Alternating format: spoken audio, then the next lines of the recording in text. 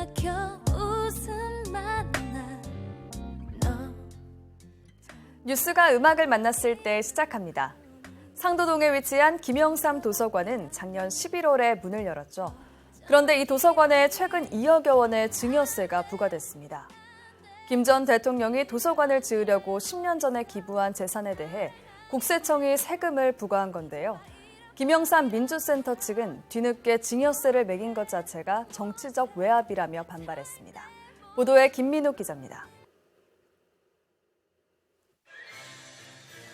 지난해 상도동에 자리를 잡고 정식으로 문을 연 김영삼 도서관. 2010년 김 전 대통령이 전 재산 60억 원을 사단법인 김영삼 민주센터에 기부하면서 설립에 들어간 지 10년 만에 완공됐습니다. 이 과정에서 민주센터 측은 동작구에 도서관을 통째로 다시 기부 체납했고 공사는 구 예산으로 마무리됐습니다.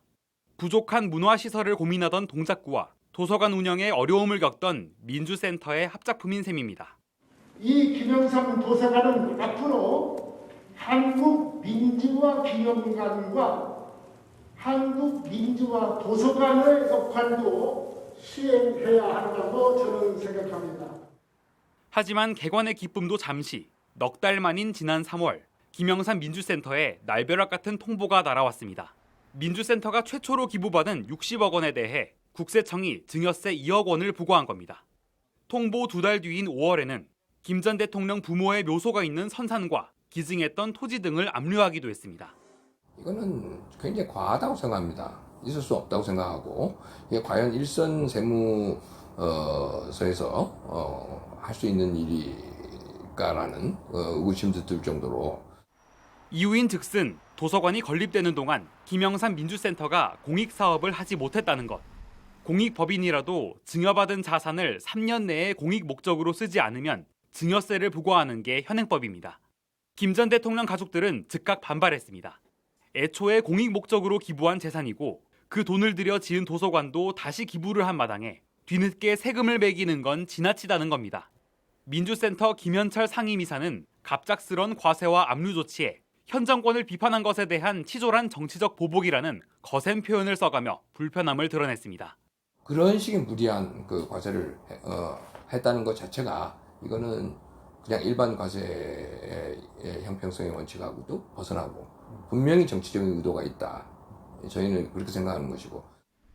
하지만 국세청은 기간이 도래한 만큼 재산 압류는 적법 절차대로 진행했다면서 정치적인 해석을 할 필요가 없다고 설명했습니다.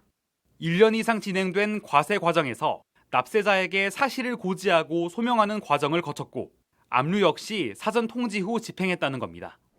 한편 이번 논란으로 관련 세법 개정의 필요성도 제기됩니다.